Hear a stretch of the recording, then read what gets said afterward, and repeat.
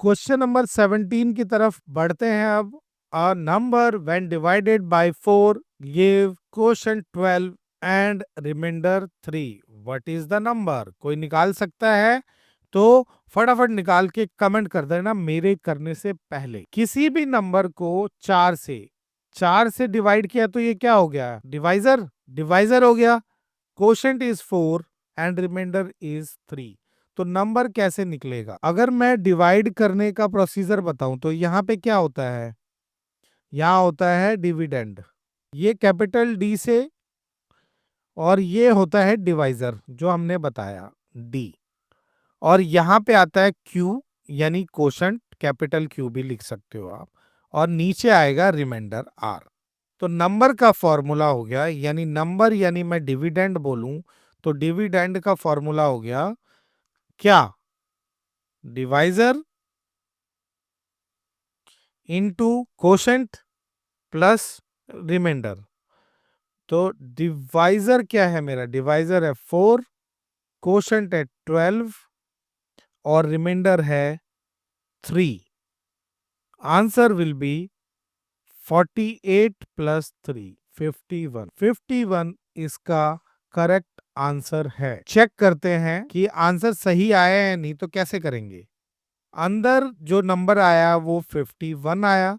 किस से डिवाइड करना है? 4 से। अब मैं डिवाइड करता हूं, 4 1 जा 4। यहां पे अगर मैं इसको माइनस करूंगा तो 1, इसको नीचे ले आता हूं 1। अगर यहाँ ये 12 होता तो 3 की टेबल में चला जाता, लेकिन यहाँ पे है 11, तो 4 2 जार 8 और इसको माइनस करूंगा तो 3। रिमाइंडर यहाँ 3 आ गया, क्वोशंट यहाँ 12 आ गया, डिवाइजर यहाँ 4 आ गया और डिविडेंड यहाँ पे 51 आ गया। इट मीन्स जो हमारा आंसर आया ना वो बिल्कुल ही सही आया है। क्वेश्चन नंबर 18 की तरफ बढ़ते हैं। क्वेश्चन नंबर 18 कहता है the sum of 3 consecutive even number is 42। Consecutive समझते हो आप? जो एक साथ आते हैं, जैसे 1 2 3 4, इनको कंसेक्यूटिव नंबर कहेंगे। लेकिन अगर मैं कहूं कि ऑड कंसेक्यूटिव नंबर क्या होगा, तो ऑड विल बी 1 3 5 7 ऐसे होगा, और इवन होगा 2 4 6 8। ये ऑड और इवन कॉन्जिक्यूटिव नंबर कहलाएंगे। अब मुझे 3 ऐसे कॉन्जिक्यूटिव नंबर निकालने हैं जिनका सम आए 42 और smallest number is smallest number. तो मैं ना ऑप्शन के साथ चलता जाऊंगा और ऑप्शन जैसा दे रखा है वैसे ही करेंगे। 12 अगर स्मॉलेस्ट माने तो 12। इसका अगला कॉन्जिक्यूटिव नंबर इवन निकालना है, तो इवन विल बी 14 प्लस 16। अगर मैं इनको सम करूं तो कितना आएगा? फटाफट बताओ। 42। तो आंसर हमारा पहले स्टेप में ही निकल गया। अगले स्टेप में मैं चेक नहीं करूंगा। क्यों? क्योंकि मुझे टाइम बचाना है। अगर ये यहां नहीं आता आंसर 42 इसके इक्वल्स नहीं आता, तो अगले ऑप्शन को मैं ट्राई करता, अगले ऑप्शन को ट्राई करता, और फिर ऐसे ही करते हुए 42 जहां पे आता वो उसका आंसर हो जाता। अब लेके आऊं ना मैं आपके लिए अचीवर सेक्शन का क्वेश्चन। ये तो शायद ही कोई बच्चा कर पाएगा। अगर कर देना तो भाई नाम कमेंट करना कि क्वेश्चन नंबर 19 का करेक्ट आंसर जो भी दे, जैसे अमित अगर दे रहा है तो Q9 अमित करेक्ट आंसर लिखना। ये नहीं होगा आपसे, मुझे पता है। अगर हो गया ना तो भाई मैं अगली वीडियो में उसका नाम है ना कॉल आउट करूंगा। इफ टुडे इज ट्यूसडे, आज है Tuesday, what day will it be after 17 days? मेरे साथ साथ करो और कमेंट करना। अगर कर लो आप तो ऐसे नाम कमेंट करना मुझे, जो भी करेक्ट आंसर इसका देगा। अगर मैं इसमें +7 ऐड कर दूं तो सेम डे मिलेगा मुझे ट्यूसडे। अगले वीक में मुझे सेम डे मिलेगा। फिर अगर मैं फिर इसमें 7 डे ऐड कर दूं तो ट्यूसडे ही आएगा। यानी मैंने 7 + 7 ऐड किया, यानी ट्यूसडे में मैंने 14 ऐड कर दिया तो मेरे को ट्यूसडे ही मिलेगा। अब डेज कितने बचे? 3 और। तो ट्यूसडे के बाद क्या आएगा? Wednesday, Thursday and Friday. तो ये हो गया 15th 16th 17th। तो 17th day will be Friday. तो आंसर इसका बी होगा, यस या नो? कुछ बच्चे कहेंगे सर इसका आंसर होगा फ्राइडे, बी। बट अगर आपने इसका आंसर बी मार्क किया है तो वो है टोटली रॉन्ग और आपके कट गए 2 मार्क्स। क्यों? क्वेश्चन को फिर से पढ़िए। If today is Tuesday, what day will be after 17 day? ये मैंने 17th डे निकाला है, तो आफ्टर 17 क्या होगा? फ्राइडे के बाद क्या आता है? फ्राइडे के बाद आता है सैटरडे, आफ्टर 17th डे। तो you have to answer that after 17 days. ये मैं जानबूझ को आपको कंफ्यूज करने के लिए किया था। क्यों? क्योंकि ऐसी गलतियां बच्चे एग्जाम में करते हैं और 2 मार्क्स गवा देते हैं। तो ये टिप हमेशा याद रखिएगा। आंसर होगा इसका सी। सी इसका करेक्ट आंसर है। अगर आपने सही आंसर दे दिया ना तो अपना नाम कमेंट करना, मैं अगली वीडियो में कॉल आउट करूंगा। और ऐसे लिखना आप क्वेश्चन 19, अपना नाम और करेक्ट आंसर। बच्चों वाला सवाल, if a shopkeeper sells 3 pencil for 12, how much 7 pencil will cost? 7 pencil का वैल्यू। तो यूनिटरी मेथड सबको पता है, क्या? एक की वैल्यू निकाल लो, 7 की वैल्यू निकल जाएगी, है ना? इसका प्रोसेस मैं नहीं बताऊंगा, या बताऊं? चलो बता देता हूं। 3 पेंसिल्स इज इक्वल्स टू 12। तो 1 पेंसिल की वैल्यू कितनी हो गई? टेबल आती है, 3 4 12। तो 1 पेंसिल 4 रुपए की हो गई, 4 रुपए की एक हो गई। तो 7 पेंसिल्स, पेंसिल्स नहीं आएगा, यहाँ पेंसिल आएगा, ठीक है। 7 पेंसिल्स विल बी 7 इंटू 4 यानी 28। Answer will be B. Time waste नहीं करते हैं, आगे बढ़ते हैं। अगर समझ नहीं आया हो आप वीडियो को रिवाइंड करना और फिर से देखिए। Question number 21, achiever section. आप कहोगे सर ये तो बहुत छोटा सा क्वेश्चन है, ये अचीवर सेक्शन कैसे हो सकता है? अभी आपको पता चलेगा 2 मार्क्स का क्वेश्चन ये क्यों दे रहा हूं। इनमें से ग्रेटेस्ट वैल्यू बतानी है। यहां पे आप देखोगे सभी नंबर्स के डिनोमिनेटर जो है ना, 5/6, 7/8, 3/4, 9/10, सबके डिनोमिनेटर अलग अलग हैं। अगर एक जैसे होते ना तब तो हम ग्रेटेस्ट वैल्यू निकाल लेते।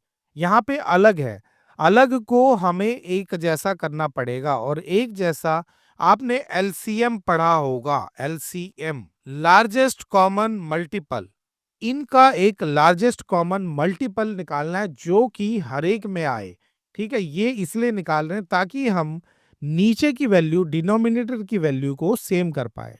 तो मैं एक बार इसको असेंडिंग में लिख लेता हूं और इसका एलसीएम निकालता हूं। 2 से इसको डिवाइड करेंगे, 2, 3, 4, 5, फिर 2 से 1, 3।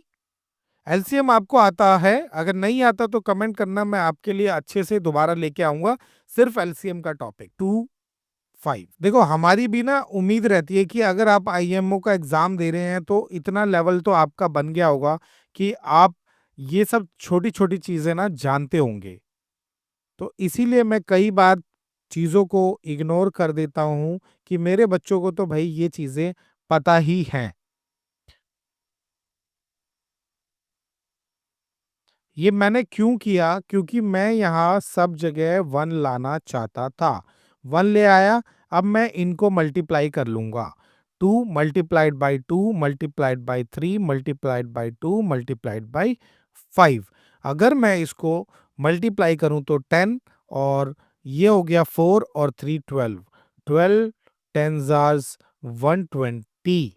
120 आ गया इसका एलसीएम। एलसीएम आया है अभी 120। मैंने अचीवर सेक्शन का क्वेश्चन ऐसे नहीं बोला था कि अचीवर सेक्शन का ये क्वेश्चन है, कुछ तो बात रही होगी इसमें।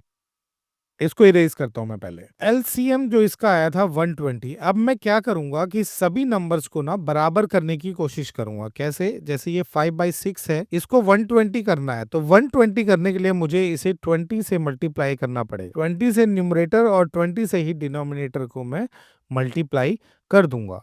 तो ये आ गया 100/120। यहां मैं इसको लिख देता हूं 100/120, ठीक है। दूसरा नंबर लेता हूं 7/8। 8 को अगर मैं 120 करना है तो 15 से मुझे मल्टीप्लाई करना पड़ेगा। सेम यहाँ पे 15 मैं ऊपर भी मल्टीप्लाई कर दूंगा। 105/120, तो ये आ जाएगा 105/120। तीसरा नंबर है 3/4। नीचे 4 है, इसको 30 से मल्टीप्लाई करूंगा, इसको भी 30 से करूंगा, तो ये आ जाएगा 90/120। Third number is 19/120। Fourth number की तरफ बढ़ेंगे, 9/10। 9/10 है तो 12, एंड इधर भी 12, तो इसको 108/120। टेबल याद कर लो भाई दोस्तों, अगर टेबल आपने याद नहीं किया ना, लर्न कर लो, क्योंकि टाइम बचाएगा। देखो, एक एक छोटी चीज हम आपको एक्सप्लेन करेंगे ना तो बहुत लंबी वीडियो बन जाती है, और फिर आप लोग स्किप करना शुरू कर देते हो उस वीडियो को। मैं नहीं चाहता कि मेरी वीडियो को स्किप करे, क्योंकि मैं बीच बीच में इंपॉर्टेंट टिप्स देता रहता हूँ। अब इन सारे नंबर्स को भूल जाओ और इनमें डिसाइड करो कि सबसे बड़ा कौन सा है। तो सबसे बड़ा है 108। डी इसका आंसर होगा, आंसर होगा डी। इसीलिए मैंने आपको कहा था कि ये अचीवर सेक्शन का क्वेश्चन है। चैनल पे बने रहो, सब्सक्राइब कर लो, क्योंकि ऐसे क्वेश्चन हम खुद बनाते हैं आईएमओ को पैटर्न पे। आपको ये कहीं नहीं मिलेगा। आप इसको डाउनलोड कर सकते हो, कहोगे तो मैं डाउनलोड लिंक इस पीडीएफ की ना आपको डिस्क्रिप्शन पेज में दे दूंगा, लेकिन कमेंट करोगे तभी, बिना कमेंट करे हुए नहीं दूंगा। What is the area of a square of length 8? अगर मैं एक स्क्वायर ड्रॉ कर लेता हूं, ये लेंथ है 8, तो इधर भी 8 हो जाएगा, इधर भी 8 हो जाएगा, इधर भी 8 हो जाएगा। स्क्वायर अगर आपने पढ़ा है SQARE स्क्वायर, तो वो होता है L/B, और यहाँ पे L दोनों सेम होते हैं, तो मैं लिखूंगा 8 × 8 is equals to 64 square cm, क्योंकि सेंटीमीटर है, ऊपर बताया आपको कि स्क्वायर आएगा यूनिट में इसके। Last but not the least, सबसे इंपॉर्टेंट क्वेश्चन इस यूनिट पेपर का, इस सैंपल पेपर का, तो करने जा रहे हैं हम। 87 students are divided into 9 groups, how many student will be left ungroup? 87 students है टोटल, इनको 9 ग्रुप में डिवाइड करना। तो एक काम करते हैं, डिवीजन कर लेते हैं और हमें पता चल जाएगा। अनग्रुप्ड लेफ्ट मतलब रिमाइंडर, जो रिमाइंडर आ जाएगा वही आपका आंसर होगा। 9 की टेबल जिसको भी आती है, 9 9s are 81, it will be 6 and this will be cross. 6 student हमारे ऐसे होंगे जो 9 में से किसी भी ग्रुप में नहीं जा पाएंगे, तो आंसर विल बी बी। कैसे लगे आपको पेपर्स, मुझे बताना। अपना स्कोर, अच्छा सुनो सुनो सुनो सुनो, अभी देखो यहाँ पे मैंने आंसर की दे रखी है, ठीक है। अगर आप कहीं फंस जाओ तो इस आंसर की से इसको चेक कर सकते हो। चेक करके आप आंसर की से अपने आंसर मिला सकते हो। ये हमारे चैनल का लिंक है, इसको स्कैन करोगे आप सब्सक्राइब कर सकते हो हमारे चैनल को। वीडियोस तो हम एक्सप्लेनेशन फ्री लेते आ रहे हैं, आगे भी लाते रहेंगे। आप अगर इस पीडीएफ को डाउनलोड करना चाहते हो, पीडीएफ को डाउनलोड,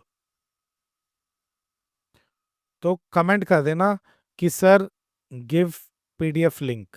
कमेंट कर दोगे, मैं पीडीएफ का लिंक डिस्क्रिप्शन पेज में दे दूंगा, या आपको इंडिविजुअली कमेंट कर दूंगा, आप डाउनलोड कर लेना वहां से।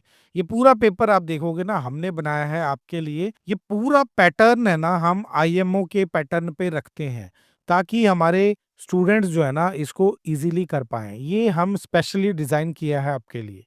तो चलिए, वीडियो को लाइक कर दीजिए, चैनल को सब्सक्राइब कर दीजिए। टॉप स्कोरर अपना नाम बताना ना भूले। टॉप स्कोरर जो भी हैं, अपना नाम कमेंट करिए, और हम अगली वीडियो में आपको फीचर करेंगे। अपना comment your score out of 23 करना, ठीक है। अगर आपके 10 आए हैं तो 10/23, और अपना नाम संदीप, अपना नाम ऐसे आप कमेंट करना। मैं टॉप स्कोरर का नाम अगली वीडियो में लूंगा। थैंक यू दोस्तों, thanks for watching, keep watching, keep learning.